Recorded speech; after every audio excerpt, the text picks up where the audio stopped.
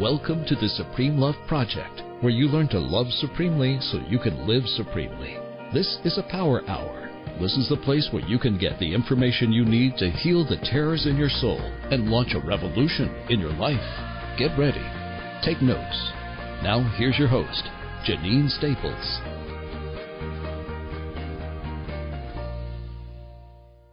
Hi, everybody. This is Janine Staples, the founder and president of Supreme Love Project. Welcome back to another edition of the Cold Crush Teleseminar Series. We have a fantastic guest with us today who was also featured on the Supreme Love Summit at the top of 2016, Iris Benrubi of simplysuccess.ca. Iris, are you on the line?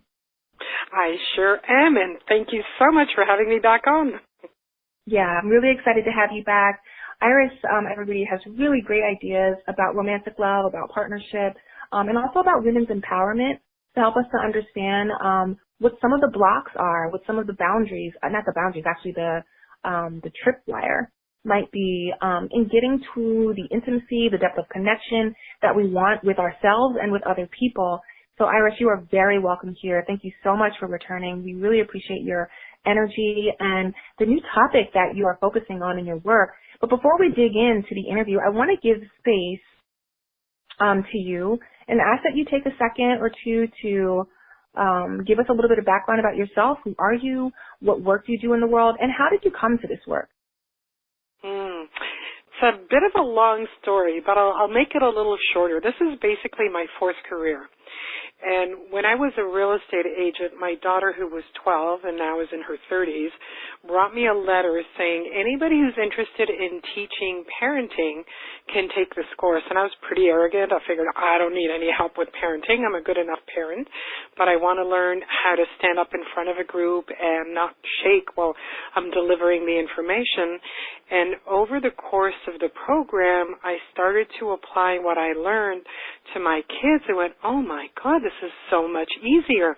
This is what I want to do for people. And so I went back to get my master's in counseling psychology. And it's probably been about 16 years that I'm doing this, where I help. I would say that my two main foci are women that are looking for love and for couples that are having some conflict, and really how to heal part of what we're going to be talking about today, which is attachment styles, to be able to create a healthy relationship. And that relationship can apply to anyone. It can be with your girlfriend, it can be with a friend at work, it can be with your boss, but we're going to get into it, and I'll explain more about it. Absolutely. So that sounds really powerful, and I'm glad that you talked about some of the styles. So talk to us a little bit about the attachment styles. What are they, and how do we know what we are? All right, so I'm going to give you the three basic styles. There's actually fourth, but a fourth is a combination. Okay. The first style that I'm going to say probably, in my opinion, only about 15% of the world has, which is a secure attachment style. You know, these are people that come from parents who are emotionally available. They were consistent. The child knew that it could depend on its parents whenever it needed something emotionally. And he or she grows up to be an adult who knows they're lovable, who knows, you know, she's comfortable with tension and conflict because she knows she can work it out.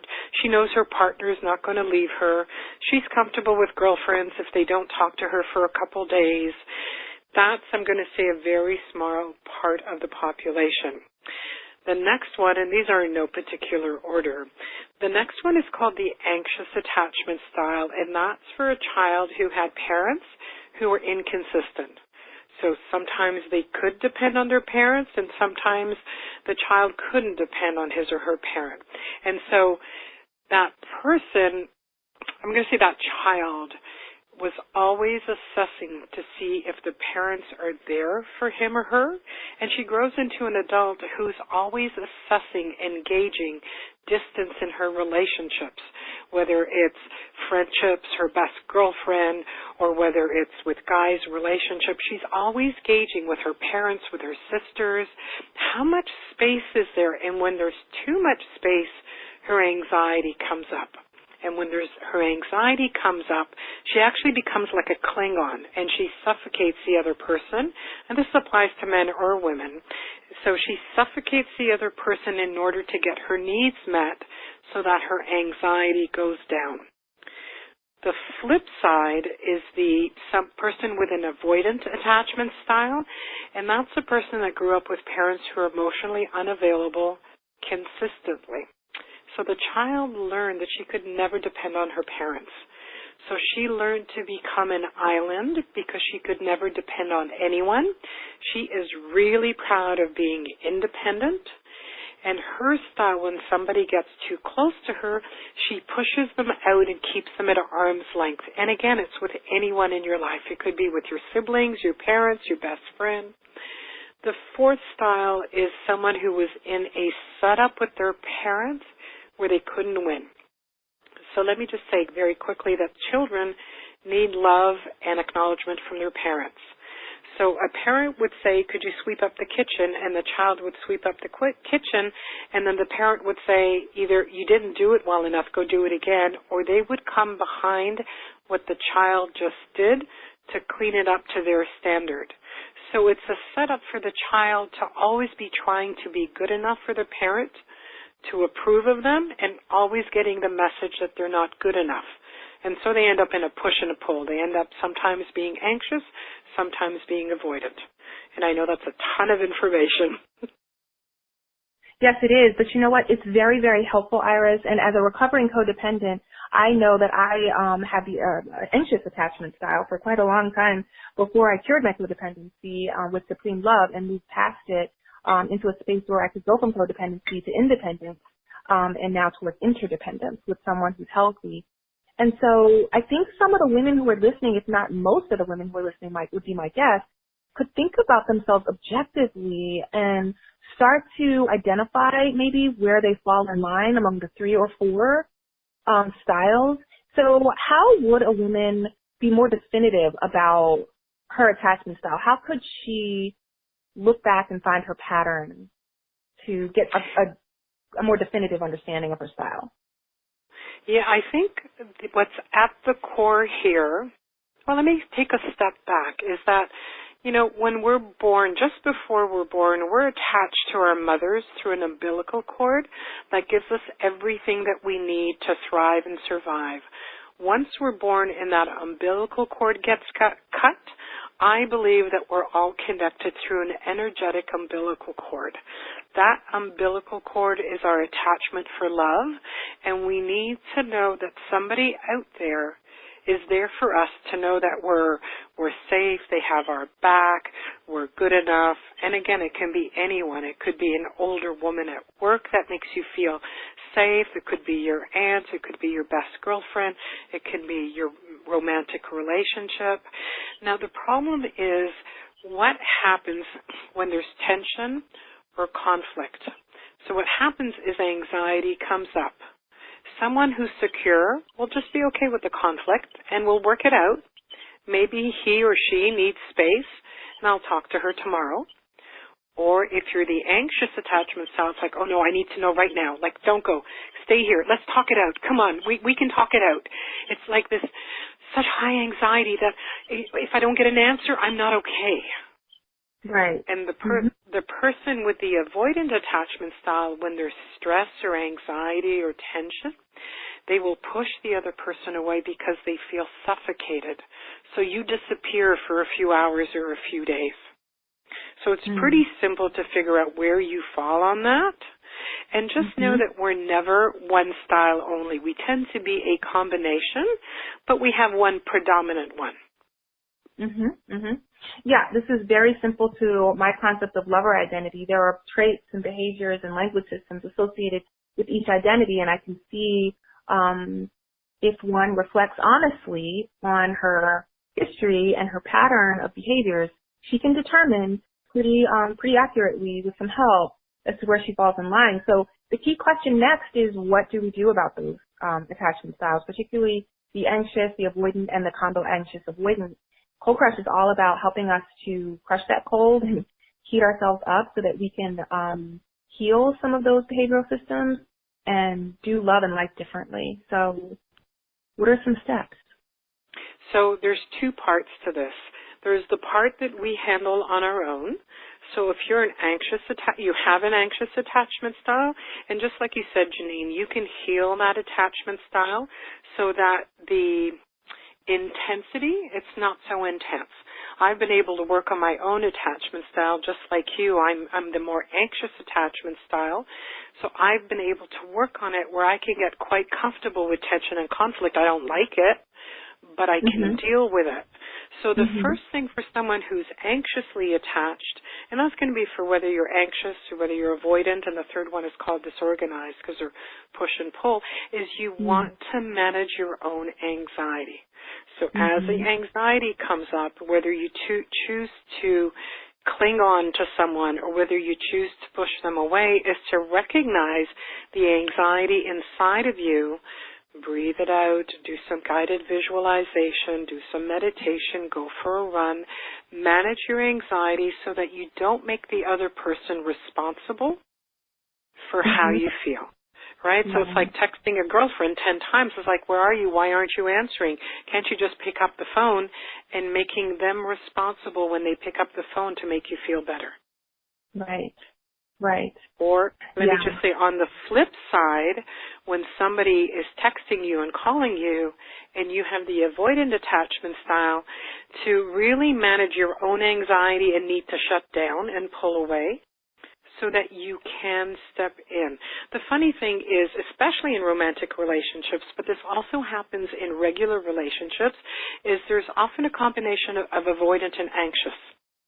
And so the more the anxious turns towards the person with the avoidant attachment style, the more the person with the avoidant attachment style wants to pull back, and the more the person with the avoidant attachment style pulls back, the more anxious the anxious attachment style becomes. And so it's like this vicious cycle of one chasing and the other one running away. And so if we want to get out of that, we need to manage our own anxiety and heal those things from childhood that have us be anxious, which is really about, it's like that anxiety is like when your phone is at 4%, the battery, and you're dying to find some plug someplace. Let me plug in my phone quickly before it dies. That's what the anxiety feels like inside. So you're either hanging on to someone else so that you can fulfill yourself, or you're pushing them away so that they don't drown you. But the way to take that umbilical cord is to turn it around and connect it to you and figure out what it is that you need to get that anxiety down so that you can be back in relationship in a healthy way. Yeah, I like this so much, Iris, because one of the things that happens in the Cold Crush series, and I'm learning from the communications that we're having with guests, is that a lot of women who are deep-seated in one or more of these attachment styles are wrong-headed, and I use that term lovingly, wrong-headed in the way their behavior is delivered and understood.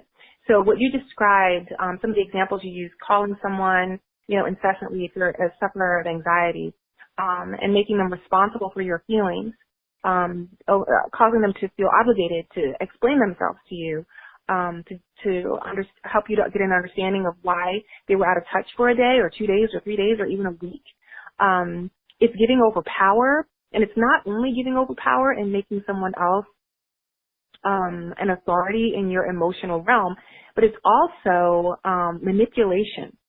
It's manipulating, and it's controlling in a very subversive way. And when I use that language, and I try to be as definitive and specific as I can with our sisters, there's some of the women who are so deep-seated in their thinking they don't understand that behavior, that anxious or avoidant behavior, as manipulative or controlling.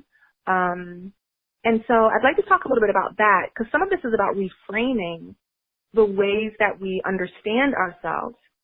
Because if we're in a space where we feel like people do owe us explanations, or they are obligated to check in or to make us feel a certain way, some of the messaging that we're delivering now might be lost on some people. So this is also has a lot to do with reframing our understanding. So what would you say to women who are sort of dumbfounded and say, well, of course my boyfriend is responsible if I'm feeling sad. Of course my best girlfriend is responsible if I'm angry. She knows what she should have done. He knows what he should have said. What do you say to those women? Well, let me just say, using your term wrong-headed is only because we don't know any other way to make ourselves feel secure and stable.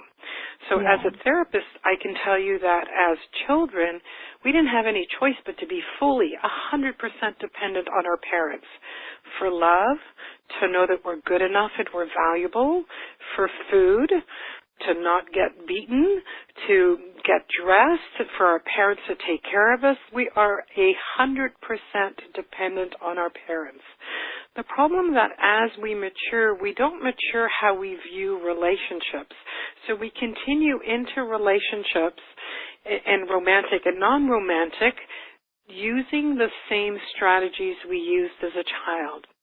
So this is an opportunity to grow up our strategies and to know that we have a say and we have a power over our own emotions, because when we say, well, of course he's responsible if I'm sad, well, of course he should have said something else, there's no power in that.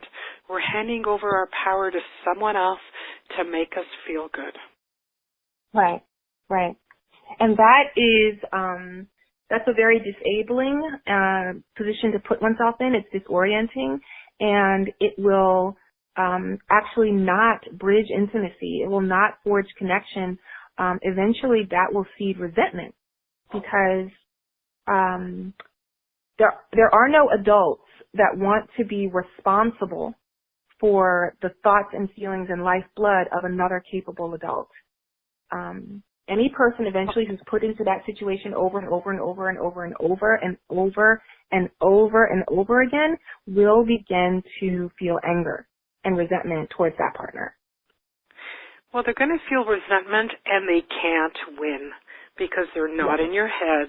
They don't always know what you need, and it's a setup for them to not succeed, because they can't possibly give you everything you need as an adult. Yeah. And so when you start to look at some new ways of interacting with people where you have the power to make yourself feel better, it doesn't make you dependent or the codependent model on somebody else. Right, right. And I caution women listening in also, it's very important to know when you start to do some of the work that Iris is talking about and other guests on the Cold Crush series, and even the Hot Help series from the Supreme Love Project, this is about shifting your belief systems, your survival programs. It's healing your narrative structures, evolving your defense mechanisms, and really attending specifically to your somatic pain. When you start to do all of that work, you will actually start operating from what's called your adult feminine center. And I'd like to talk to you, Iris, about what that means for the external experience that you have. It'll bring so many wonderful things into your life. But what I found in my healing from codependency and my healing from my from my main chick lover identity, it changed my social circles. I didn't realize that 2 or 3 of my key relationships in life, one romantic and one platonic, were very codependent and narcissistic bound. And because I started to change from the inside out, my outside changed. I want to prepare women for those sorts of changes. What can we expect if we start to hone in and heal our attachment style? Yeah, and I guess the way that I see it is when we're dependent on someone else to make us feel good, feel secure, make us happy, is really like dog paddling with your head just barely above the water and always trying to manage not to drown, because we're never sure when that other person is going to be there to help us. And so once we take responsibility for managing ourselves, there's going to be a sense of peace. If you're looking for a romantic relationship, you'll attract healthier men. If you're in a romantic relationship, your partner will feel more at peace. With girlfriends and with relationship, you're going to have a greater emotional intimacy because the other person is allowed to feel what they feel without being responsible for you. So you get to deepen emotional intimacy when you can manage your own stuff. Right, right. And then managing your own stuff doesn't feel overwhelming.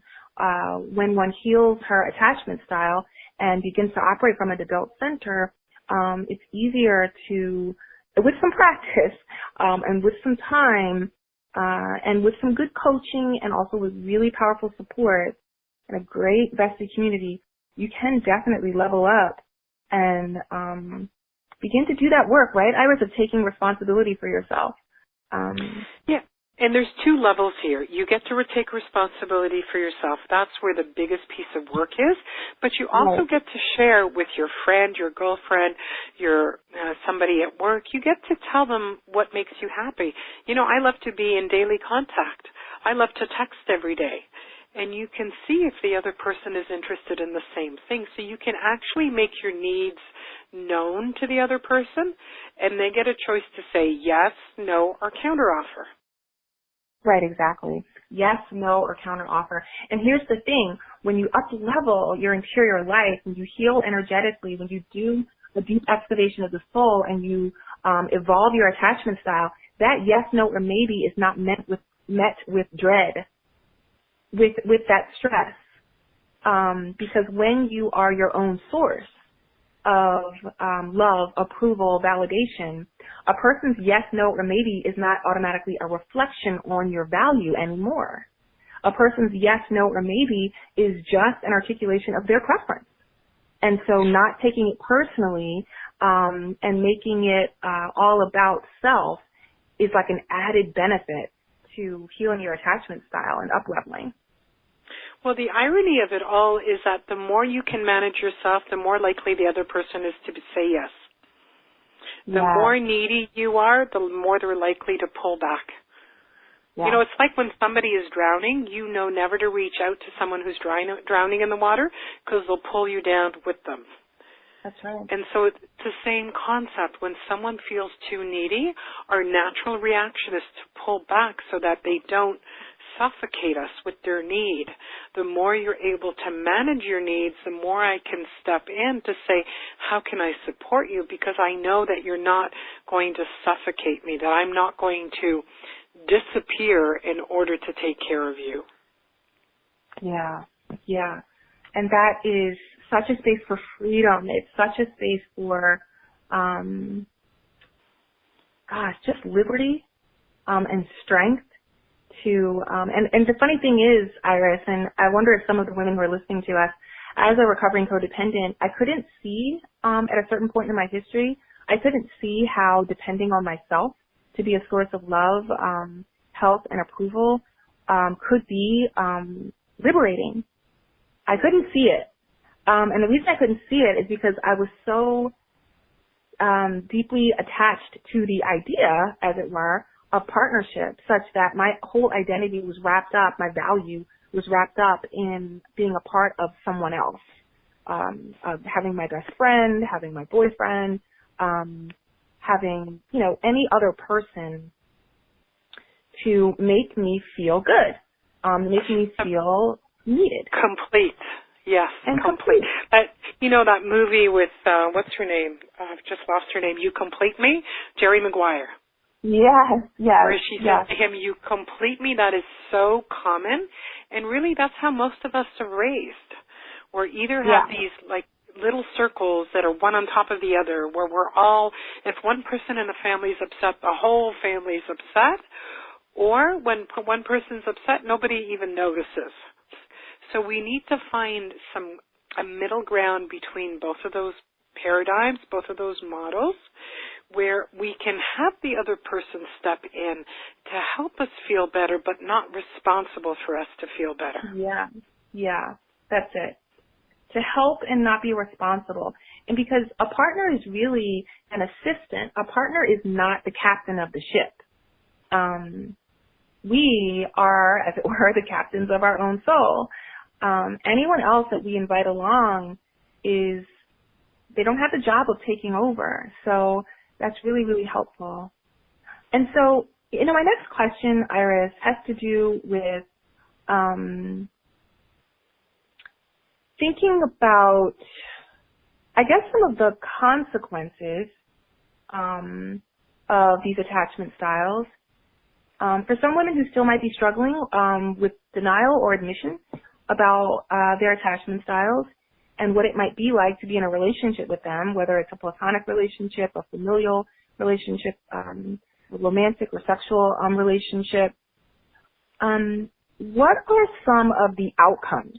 Often we can tell where we are by looking at the outcomes. What are some of the outcomes of our relationship with someone who's got an attachment issue or an avoidant issue? Or style? Well, sometimes the easiest place to start is to look outside of yourself. Look at your family and your friends and just notice who's too needy, who's too disengaged, and start to look at how do other people react to you. Not that you're responsible for how they react.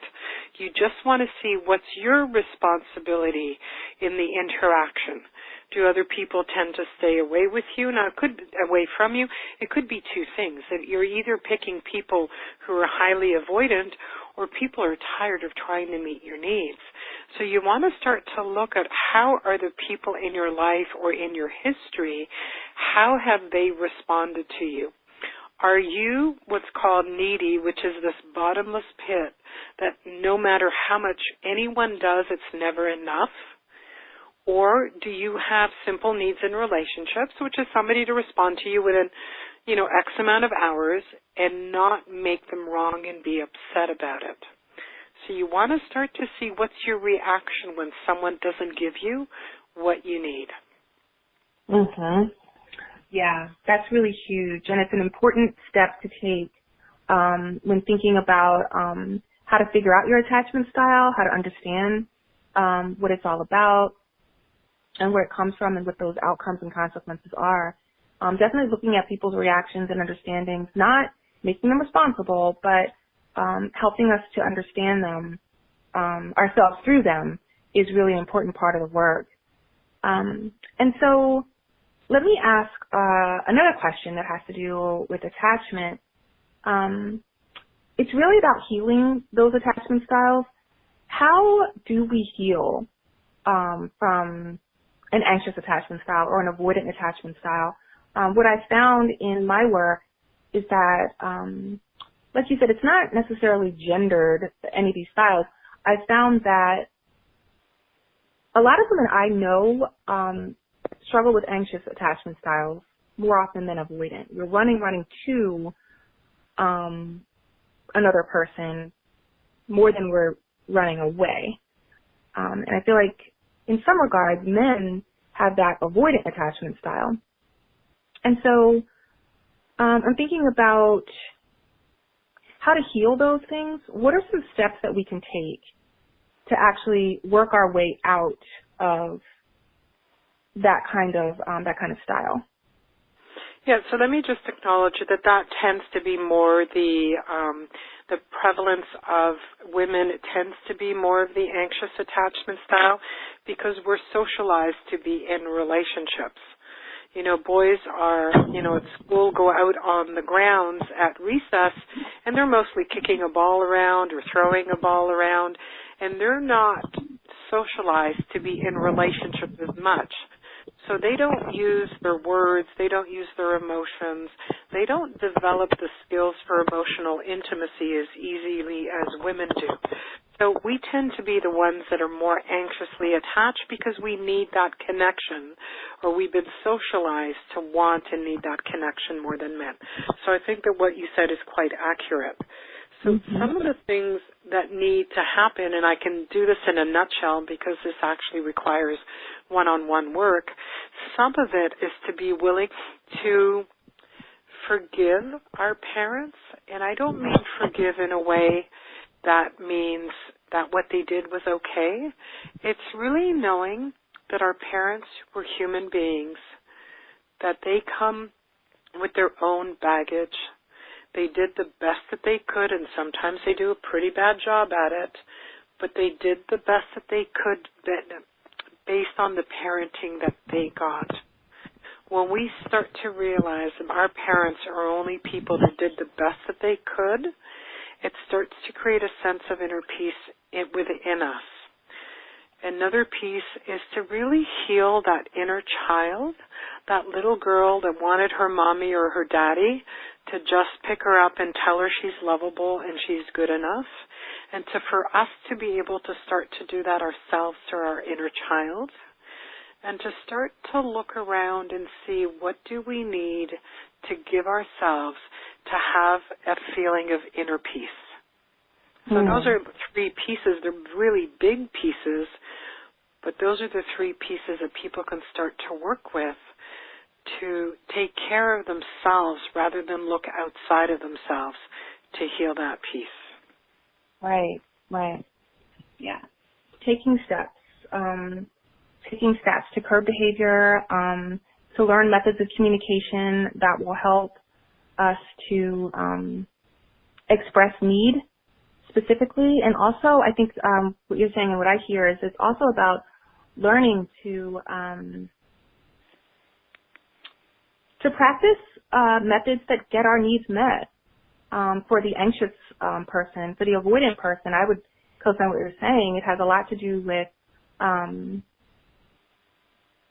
creating space within which a person can develop a feeling of confidence and ease with moving out of a comfort zone or breaking a habit of backing away or shutting down. So, yeah, I think that's all really important. So, tell us, Iris, to sort of close up the conversation and move us into another direction that will help us to think of what to do practically in relation to these attachment styles so that we can crush this cold and start to reimagine the ways that we created barriers and erected these fortresses over our souls. What are 3 parting gifts that you might offer to the community? And when I think of parting gifts, I'm thinking specifically about 3 concepts, ideas, 3 activities a person can do, 3 questions to ask oneself, 3 resources to look up, 3 techniques to try right away, to help us all after this call to be active in evolving in our lover identity. Yeah, I think the first thing that comes up for me is that, as women especially, men also, but as women especially, we're often out there trying to fix ourselves.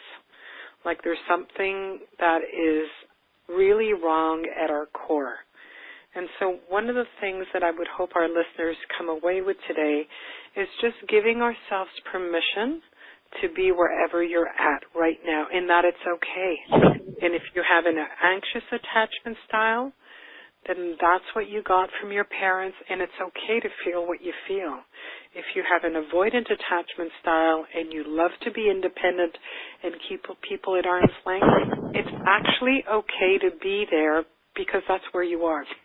One of the things is that the more, there's a saying, the more you resist something, the more you resist it, the more it persists. So you want to start to just accept, this is where I'm at today. There's nothing wrong with me, but I would like to do something different. Yeah, I like that. Right, and so that gives us a place of going, okay, I can breathe. So there's nothing wrong with me? Are you sure there's nothing wrong with me?